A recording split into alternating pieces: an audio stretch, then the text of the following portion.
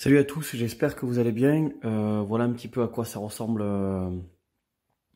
le bordel biochimique. J'ai expliqué en fait pourquoi la pilule est un réel problème en fait dans certaines conditions et dans certains contextes. En fait, c'est une patiente qui est âgée de 32 ans et qui vient me voir pour demander des calculs, des problèmes de retard de croissance, enfin retard de croissance non, c'est ce qu'on avait conclu. Des kystes, prendre des caillots, des problèmes donc une ablation de la vésicule biliaire, des calculs au niveau des reins, perturbation du bilan lipidique et autre chose aussi. Donc une fatigue chronique, épuisée, douleur articulaire et musculaire, et on pense à un début de décalcification osseuse. Elle a aussi la présence un petit peu d'arthrose et des tendinites à répétition. Elle souffre depuis quelques années. Motivation hors pair de cette patiente. Donc en fait, pour vous expliquer, elle se centre en fait sur je vais vous expliquer le problème de la pilule et pas parler en fait de cette patiente elle-même. Donc en fait, la pilule, alors elle a une phase de croissance, en fait elle a 11 ans, elle mesure 1,50 m, donc un peu plus grande, toute sa famille est grande, et elle commence à avoir des règles abondantes. Donc pour en fait lui éviter ces règles abondantes, on lui donne la pilule, on ne cherche pas à comprendre, on ne cherche pas à comprendre quelle est la cause de manière holistique, et qu'est-ce qui s'est passé, on lui donne automatiquement la pilule. Bon, je ne sais pas quelle pilule c'était, j'ai mis quelques pilules qu'elle a pris au long de sa vie, donc pendant 20 ans, Cerazette, Adipil je crois, Adipil, Diane 35, Minidril, Optimisette et bien d'autres. Donc elle prend en fait cette pilule bloque en fait du coup ses hormones, jusqu'à l'âge de 32 ans. Et au lieu d'avoir une poussée forte, comme elle était en pleine augmentation, ben, elle ne prend rien en fait. Elle ne gagne que 2 cm en quasi que 10 ans, on va dire, de croissance. Et c'est bizarre, et on se dit effectivement, c'est complètement bizarre. Et tout est en lien avec son âge, puisque lorsque les médecins ont vu en fait la vésicule biliaire qui était chargée au niveau des calculs, ils ont dit on n'a jamais vu ça en fait, on n'arrive même pas à voir la vésicule biliaire. Et effectivement, tout est en lien avec l'âge, et ils disaient que l'âge, ben, c'était beaucoup plus tard qu'on avait ça, et que c'était pas normal. Et tous les pathologies qu'elle a toujours quelque chose, notamment au niveau des dents, les problèmes aussi de calcium, etc. C'est pas logique. Et un taux de cortisol total très élevé qui peut montrer un stress. Donc on a des analyses de sang en cours, donc cette patiente-là, donc du coup elle prend la pilule pendant plusieurs années, pendant 20 ans. Sauf que lorsque vous prenez en fait la pilule, vous bloquez en fait l'axe hypothalamo-hypophysaire, notamment les œstrogènes et la progestérone. Donc vous diminuez automatiquement les hormones féminines, vous rajoutez des hormones synthétiques, c'est le but de la pilule. Bon, ils sont pas cassés la tête, effectivement ça va améliorer, etc. Mais ils sont pas cassés la tête sur dire, bah, effectivement peut-être on va revoir plus tard. Donc elle développe aussi après des kystes suite à l'arrêt, enfin au bout de 20 ans après, ils voient des kystes et que ça a une inflammation. Donc il bloque en fait l'axe hypothalamo-hypophysaire, la pilule bloque, puis bloque aussi automatiquement la testostérone. Donc elle manque d'entrain, effectivement.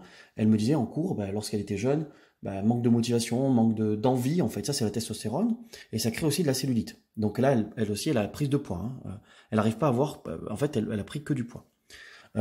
Donc elle a des problèmes de testostérone, donc dû à la prise de pilule, puisque ça diminue l'axe en fait automatiquement. LH, parce que le testo est sécrété par LH. Vu que la pilule en fait réduit à néant l'axe LH-FSH, ça réduit la testostérone, qui réduit automatiquement l'AGH, parce que la testostérone dépend, en fait, une bonne testostérone stimule l'AGH et de son facteur l'IGF-1, un facteur de croissance musculaire et osseux aussi. Donc on a une diminution de toutes les traces, qui en fait, donc dans un premier temps, et puis la pilule va agir aussi donc directement au niveau du foie, en fait, pour bloquer la T3. La T3 libre, la conversion de la T4 en T3. Pourquoi? Parce qu'en fait, la pilule est riche en œstrogène, et la conversion en œstrogène bloque en fait la conversion de la T4 en T3. Et on sait que la T3 est importante pour le facteur de transcription, notamment IGF-1, pour la transcription d'IGF-1. Donc en fait, elle bloque automatiquement IGF-1, puisque la T3 n'est plus active pour stimuler l'IGF-1 l'AGH, parce que la T3 stimule en fait l'AGH. D'accord? Et on le sait, lorsqu'on injecte de l'AGH chez les bodybuilders ou chez les hypogonadistes, ça fait diminuer la T4 sanguine. C'est un rétrocontrôle en fait. Donc la T3 libre pour notamment diminuer la T4, parce que ça diminue en fait la T4, notamment lorsque vous injectez l'AGH, pour diminuer la T3, parce que la T4, elle augmente l'AGH. Donc voilà, c'est un cercle magnifique. Donc l'AGH diminue IGF-1, et donc la pilule agit directement dans le foie pour diminuer donc la T3 et diminuer automatiquement d'un autre ressort l'AGH. Donc on a double diminution de l'AGH et d'IGF-1. Du coup, ça a créé ce retard de croissance.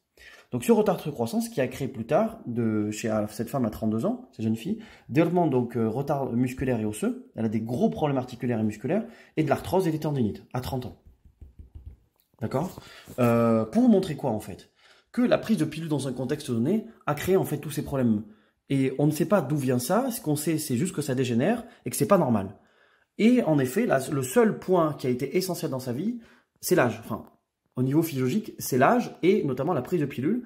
Et là, elle a arrêté la pilule depuis 3-4 mois.